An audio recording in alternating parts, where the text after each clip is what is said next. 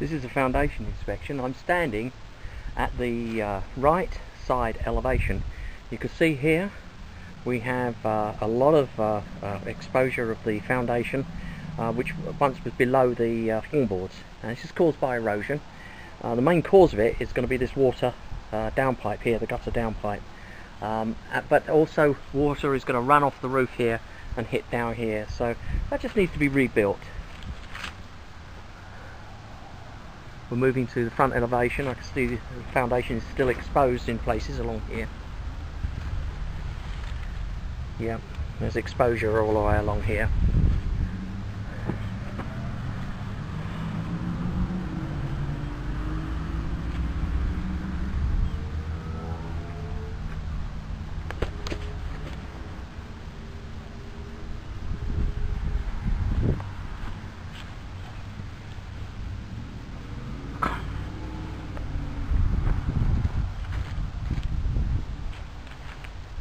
I'm now standing at the left elevation of the property.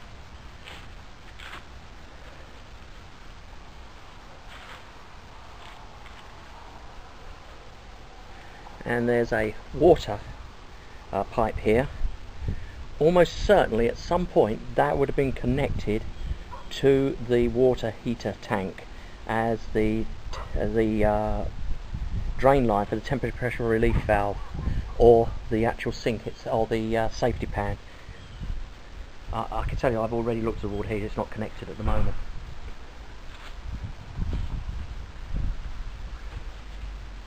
Another downpipe here, emptying too close to the grade.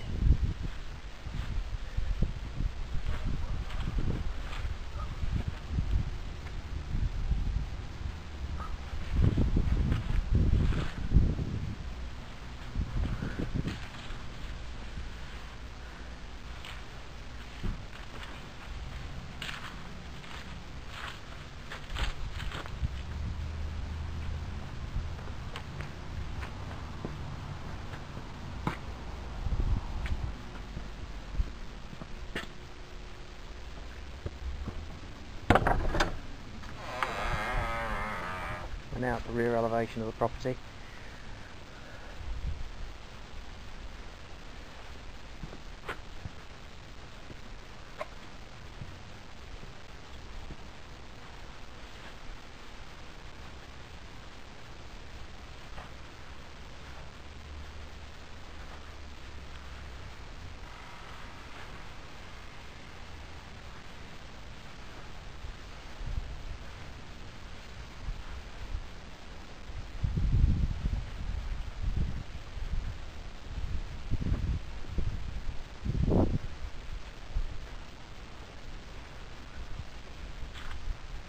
Okay, so there's a little bit of erosion going on around the property.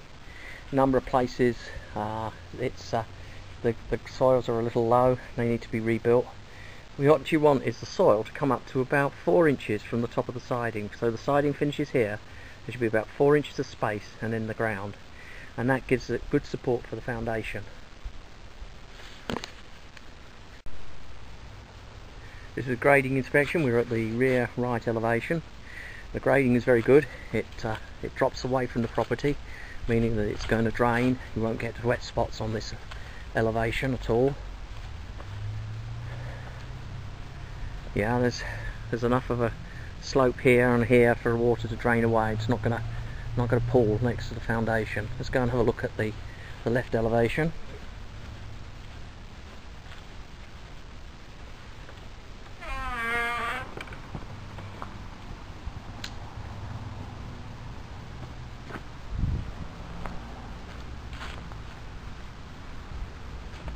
We're now standing at the left elevation of the property, and we've got good drainage.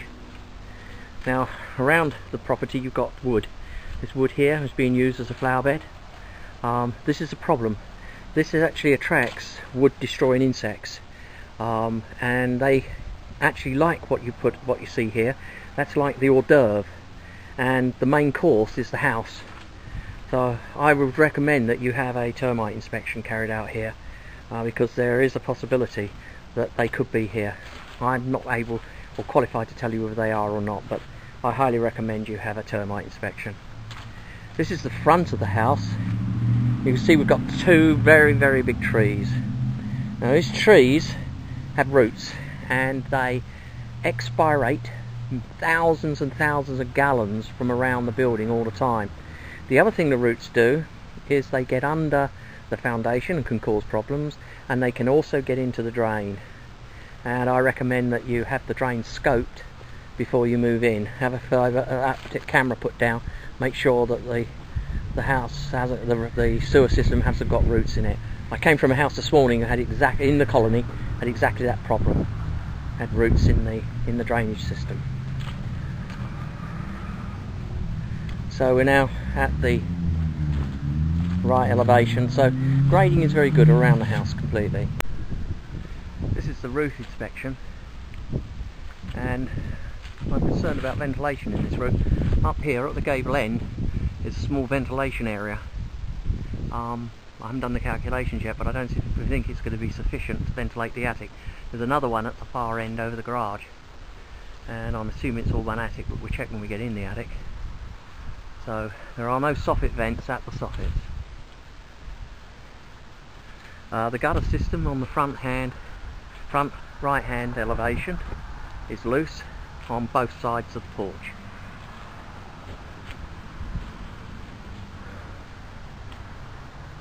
And you can see here, fascia board is coming away, and that hole opening up there is big enough for rodents to get in and out of. Even squirrels can get in and out of that. Up here we've got another hole. This is the gable end. You can see here that we have a ventilator at the gable end, but I don't believe it's sufficient air for the whole of the attic. Again, I need to do the calculations, which I will do. Still no soffit vents at all at the soffits.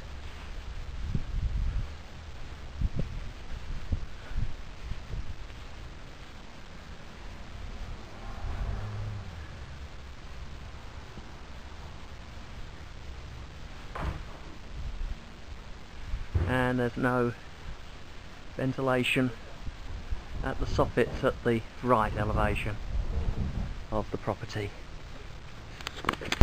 This is a gutter system at the left front elevation. You can see that it's actually damaged. Somebody's made a temporary repair here.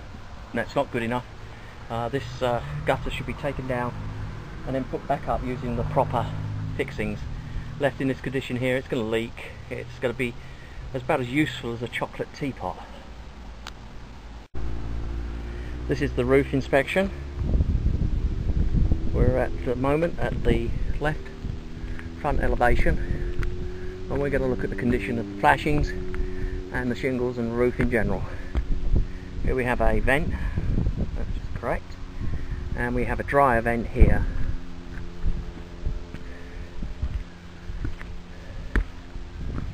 We're now at the front right elevation. This is the sewer vent to the main sewer. And incidentally, we're not actually doing a survey for roots, but I recommend you do have it scanned for roots, the sewer.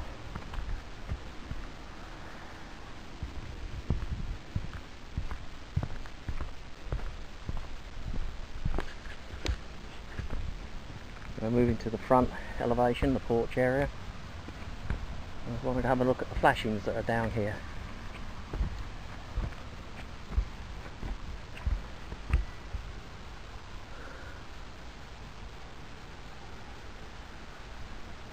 Yeah, that's all looking okay.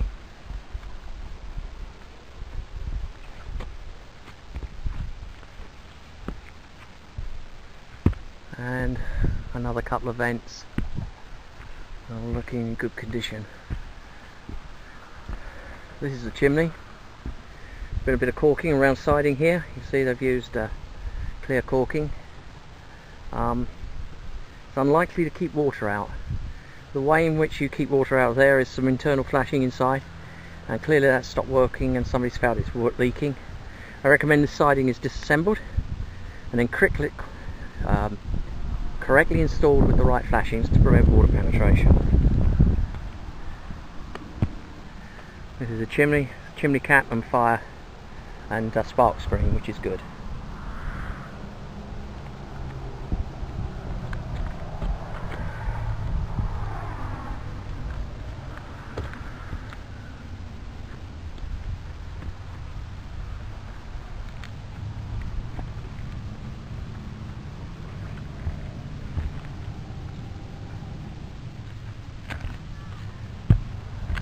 Now we're missing a chimney cricket here.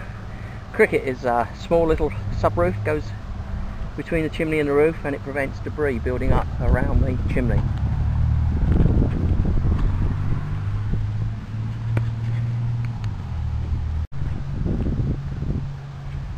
We're now at the reft elevation of the property, again looking at the condition of the roof.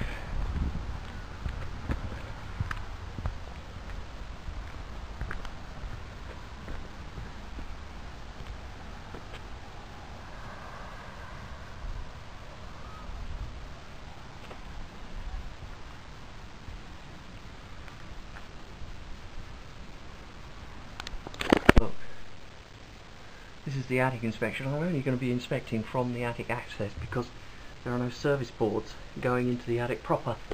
We have a cathedral ceiling in the building itself, and then over the top of the cathedral ceiling there's a space.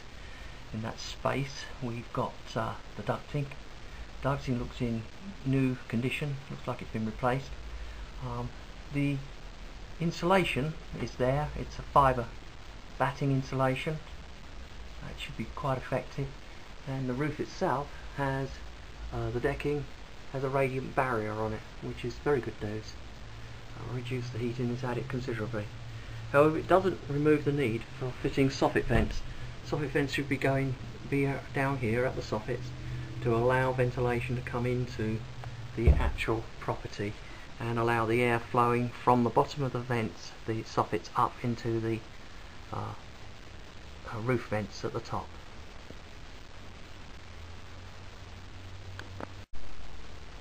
We have Romex cable around the attic entrance that's not protected. That should be covered and protected because it can be damaged.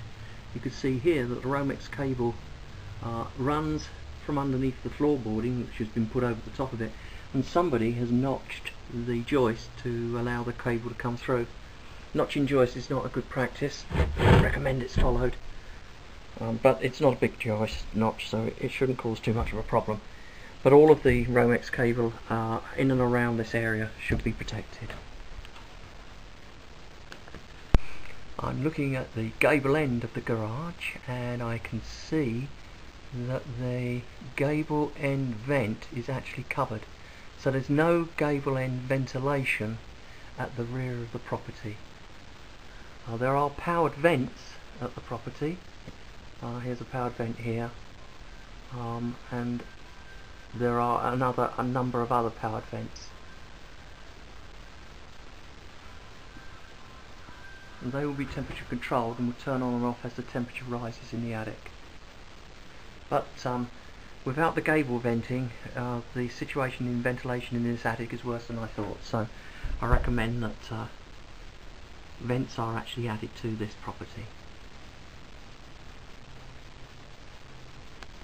This is the exterior wall inspection. What we're looking for is movement in the building. It's often reflected in the brickwork, and we're currently at the garage at the rear yard.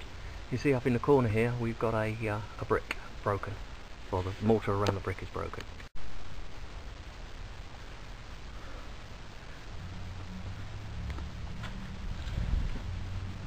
Okay, there's a little bit of settlement at this corner, but it's more to do with this erosion here. And you can see the castellated effect as the bricks and the stress in the building is relieved as the bricks sink down. So that's at the rear elevation of the building. Let's move to the left side elevation.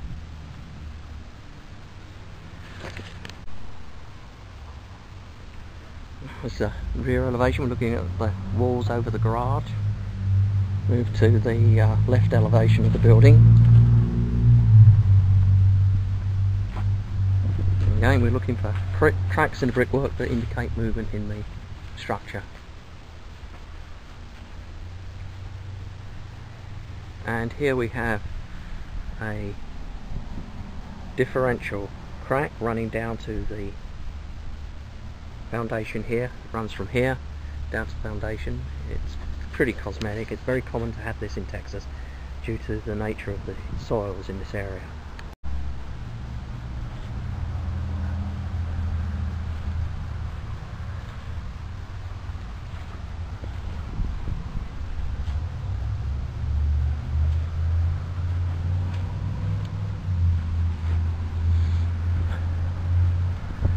We're at the front left elevation. Again, we're looking for movement in the building.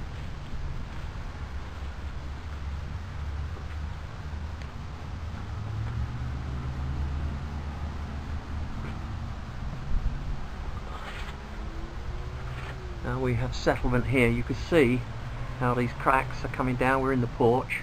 It's running down the wall here. That's due to common settlement, and I wouldn't mind betting a lot to do with the fact that these big trees are sucking so much moisture from the soils that in very dry conditions the soils shrink considerably. And this is the front right elevation, and again we've got the settlement here running down, and that is quite a large crack now. It's opened up to about 3/8 of an inch. That really means that this area here may be moving quite a lot, and you should ask the people selling the house what has been done in the past to stabilise the foundation in this area, if they've done anything at all.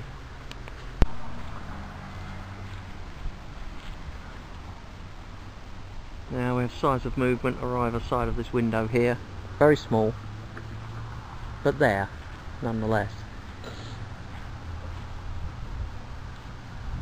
And here we're now standing at the right elevation of the building. You can see we have a crack that's running down the wall in this direction, making its way towards the corner. It's a stress concentrator corner, and the stress is relieved at that point, so the crack runs down towards it. We're now moving to the right elevation of the property. And you can see up here we have a small crack, again in the mortar.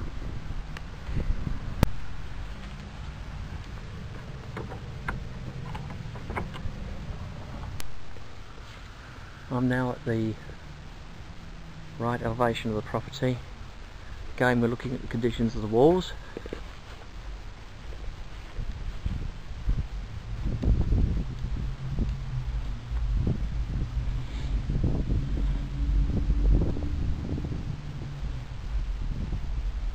And we have a large differential crack running down the wall here. In view of the number of cracks that I've found in this property, I'm recommending that you have a structural engineer or a foundation expert inspect this property for you, and to give you an idea, an estimate of the possibility of future movement in this structure that may cause you to have quite severe financial problems with it.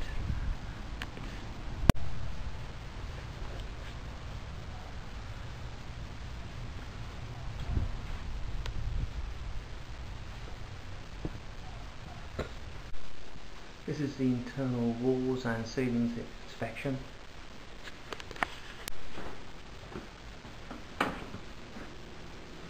Master closet, we have an attic entrance here.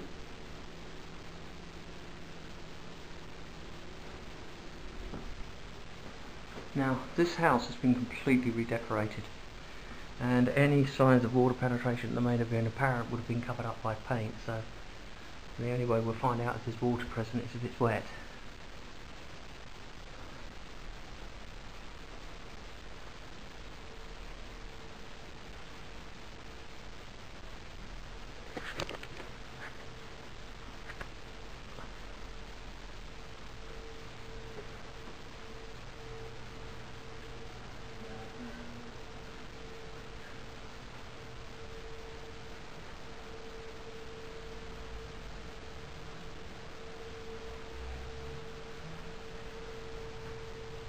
So we are now standing at the front elevation of the house, and there's signs of water penetration in the walls above us here.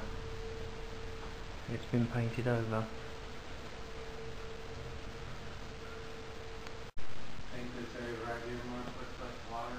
Yeah, I've just called it out. Water penetration, definitely. And if you look at the gutter, it's all damaged up there. Right.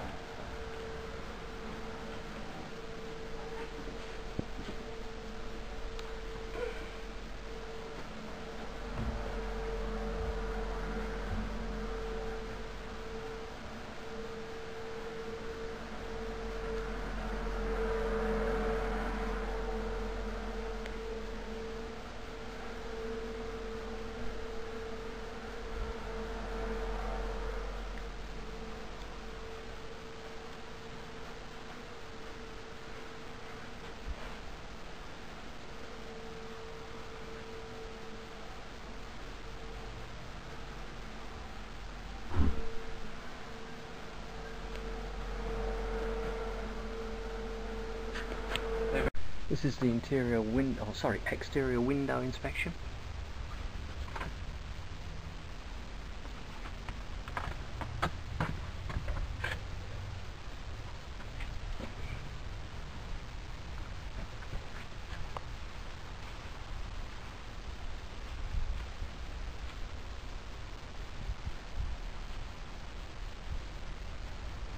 Now the screens from these windows have been removed and they're actually stored in the attic of the garage.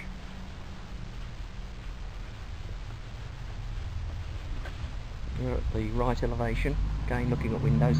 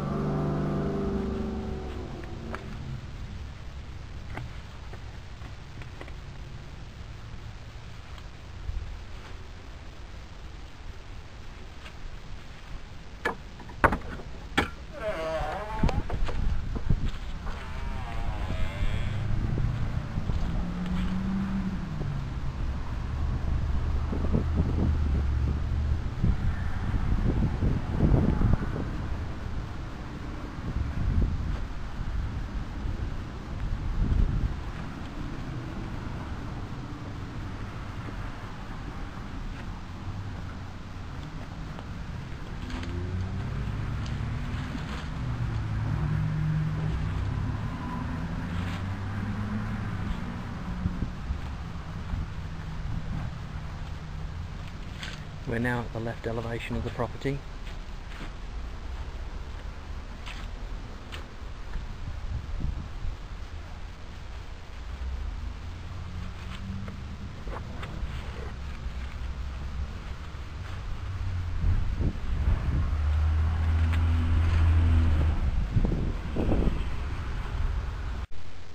This is the window inspection on the inside at the left hand elevation.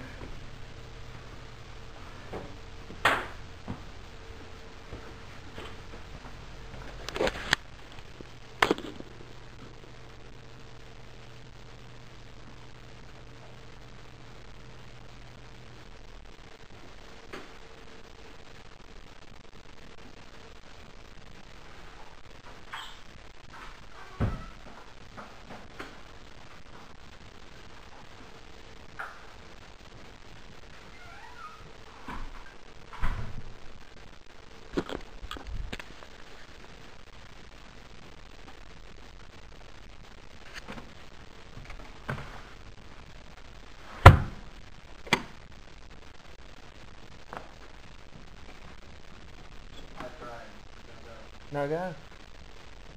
Yeah, no. No, that's solid. This is the French doors to the yard, and I'm sure if you try it, you'll find you won't be able to open it. Let's see. No. No. Yeah, but it's not opening at all, is it? Oh, it's not working. This fireplace, there's no gas supply to it, and we have a spark screen here. It's wood burning. Up above us here is a damper, and we should be able to open that damper.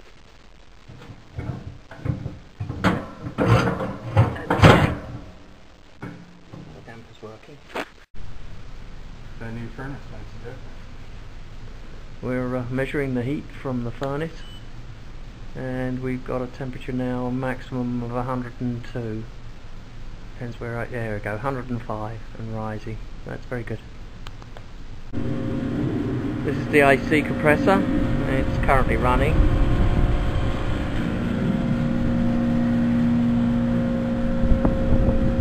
And we're going to see what temperature we're getting at the registers inside the house. This is the air conditioning test. What we're looking for is that we're getting cold air from the registers, and that register there is measuring at 44. That one up there is not quite so cool. Yes, it is. It's 41.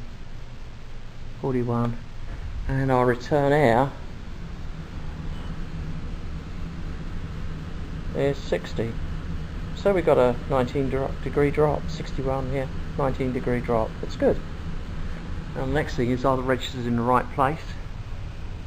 No, they should actually be closer to the doors, but it's an as-is situation.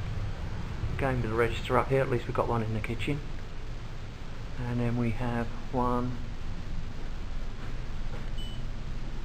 44 in the family room, 43 in the family room, so that's good.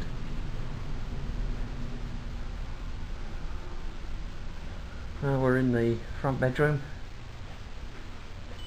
and we've got 44 here. That's a 16-degree drop over the return. Again, there's nothing wrong with that, it's pretty healthy. Yeah, 43. Now we're in the front bedroom, we've got 43. So all told, the AC air conditioning unit is functioning perfectly at the time of the inspection. This is the breaker for the compressor and the AC unit. In total it's 60 amps. We're going to be looking at the actual compressor to see what the voltage or amperage rating is. This is the AC compressor, and we're just checking the maximum breaker size that's called for. Okay, so the maximum breaker size here is called for 50, so it's 10 amps over. That breaker in that box there needs to be down rated from a 60 amp breaker to a 50 amp breaker.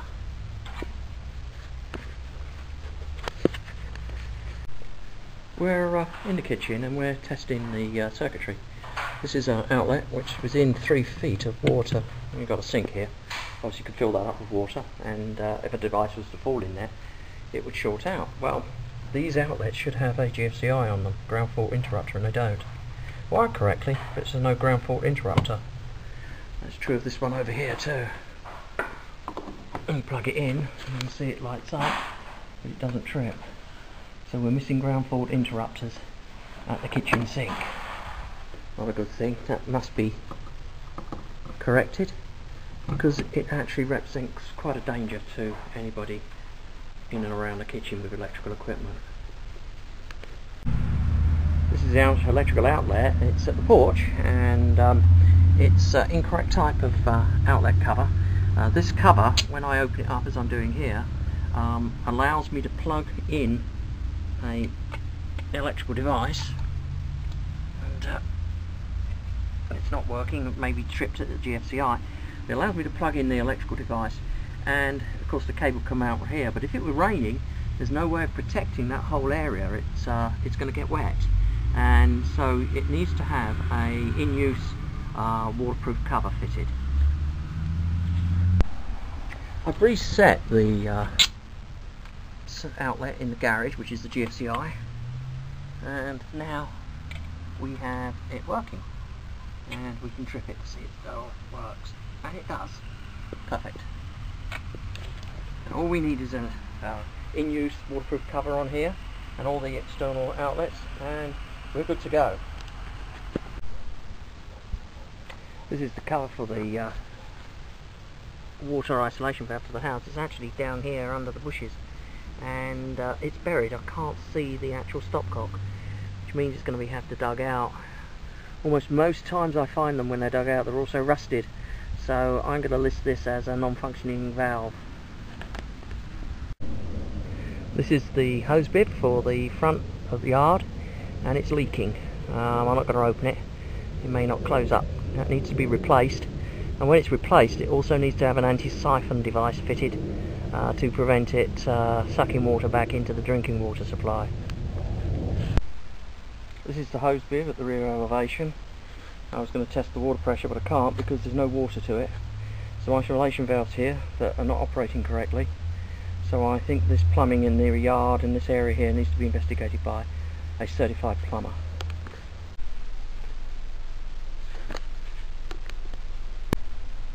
Here's a static water pressure test. We've got about 65, between 65 and 70 pounds of pressure, and we're looking for between 40 and 80, so that's spot on, that's pretty good. Yeah, we've got about 70 pounds on the cold water supply. This is the washer oil hookup. We've got two 40 volts, but you've got a three-pronged connector or outlet, and most modern dryers come with four. So you might like to have that swapped out and a four-pronged outlet fitted. This is a functional flow test for the master bathroom. We can find out where the light is for that shower. There it is. And there's no extractor in this bathroom. So this is the master shower. I'm going to turn it on. And we've got a nice flow of water from that shower now. And we're going to turn the towel on, and we should actually get a good flow at both. So it's flowing nicely. When we come back to the shower, and we've still got plenty of water, so you could run the tub and take a shower at the same time. The clear outs to the drain system are in the bushes here. There's two, there's one there, that goes out to the city sewer, and there's another one down here that goes to under the house. Now, I inspect quite a lot of properties in the colony, and it's very common to have these trees. You can see it's all the way down the street. It's also very common to find that their roots have got into the sewer system, and as such they lead it to blockage from time to time. So I'm recommending you have the sewer line. This is the drive in, and we're going to look at it with a fibre optic camera. What we're looking for is the condition of the pipe, and is there a lot of debris up there.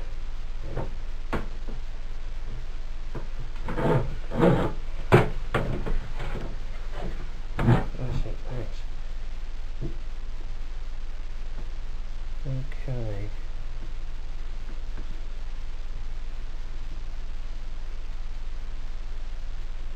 No, that's fine.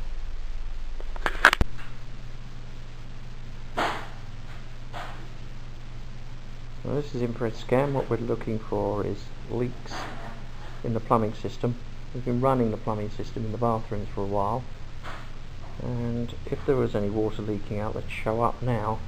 There's dark blue patches on our infrared camera. In the master bathroom. And there's a wall at the back here. On the other side of that wall is a shower. Well, that's all good. It's all good down there. So far, no evidence of a water leak. Also, we're looking at the ceilings to see whether there's evidence of water present in the ceilings.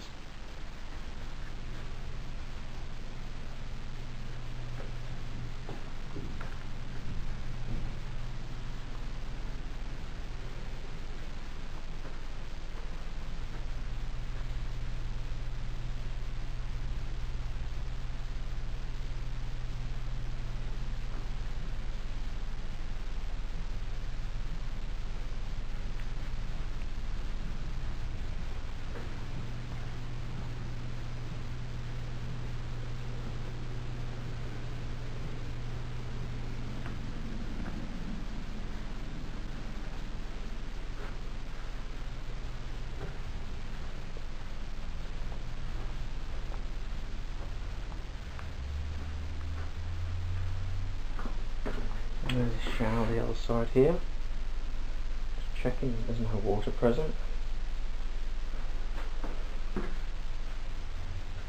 That's good. Here we are in the guest bathroom.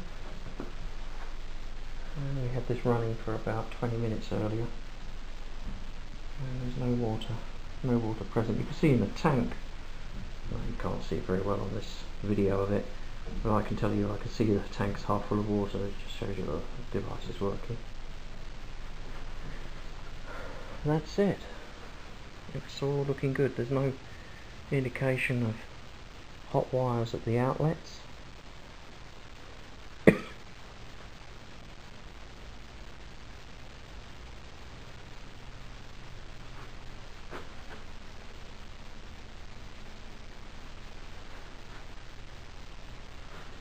Okay, so all's well with the infrared scan. Everything's looking good. No water leaks.